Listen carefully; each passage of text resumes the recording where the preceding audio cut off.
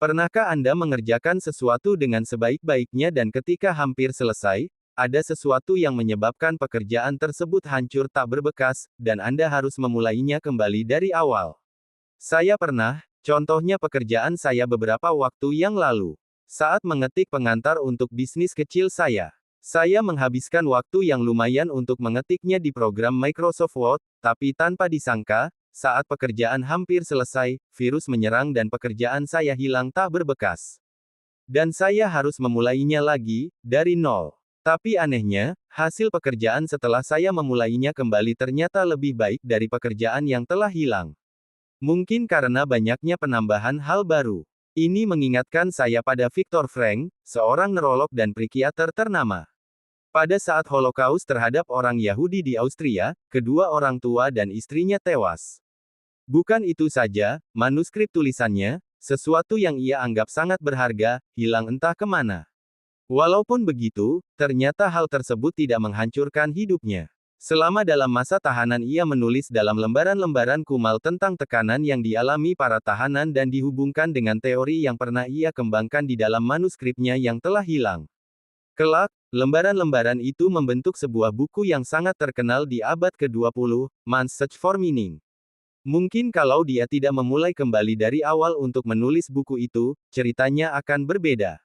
Tapi, sejarah berkata lain, kemauan yang kuat untuk memulai kembali menuliskan pemikirannya, membuat bukunya dikenal orang. Saya ragu kalau misalnya manuskripnya yang hilang itu diterbitkan akan sama terkenalnya seperti buku Man's Search for Meaning. Ini yang dinamakan dengan kegigihan. Tapi, tidak semua orang bisa menjalaninya. Harus memiliki ketabahan dan semangat pantang menyerah untuknya. Walaupun begitu, ini harus dilakukan agar tercapai cita-cita kita. Berbicara tentang cita-cita, saya teringat dengan sebuah kesimpulan dalam buku Think and Grow Rich karya Napoleon Hill. Ternyata kesuksesan terkadang hanya berjarak sedikit dari tempat terakhir kita melangkah.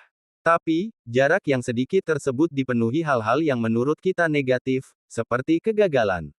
Nah, ketika kita sanggup mengatasi hal-hal itu, maka kesuksesan kemungkinan di depan mata.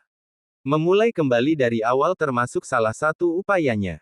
Bahkan, berani memulai kembali dari awal memiliki beberapa kelebihan. Di antaranya, kelebihan yang pertama, kita akan lebih berhati-hati. Orang yang berakal tidak akan jatuh ke lubang untuk yang kedua kalinya. Kelebihan yang kedua, kita akan mengetahui apa yang salah atau kurang dari tindakan kita. Yang ketiga, belajar untuk tabah dan pantang menyerah. Yang keempat, hasil dari upaya kita lebih berwarna, karena mungkin ada penambahan hal baru, seperti buku Man's Search for Meaning tadi. Yang kelima, kita akan belajar banyak dari itu. Lantas, apakah semudah itu, bisa bangkit dari keterpurukan dan memulai lagi dari awal? Jawabannya, mudah untuk yang sudah biasa, sulit untuk yang tidak biasa. Untuk yang tidak biasa, memerlukan dukungan dan lingkungan yang positif. Saya teringat dengan nasihat Jamil Azaini, ketika saya menonton Metro TV di rumah mertua beberapa tahun lalu. Pak Jamil bercerita, beliau memiliki 11 buah perusahaan dan bangkrut semua, dan meninggalkan hutang miliaran rupiah. Tapi ketika beliau bertemu dengan temannya yang sama-sama bangkrut, semangat beliau kembali lagi.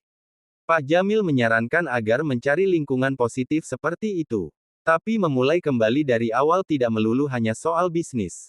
Aspeknya bisa meluas dalam kehidupan sehari-hari, dalam kehidupan rumah tangga, dalam masalah pendidikan dan lainnya.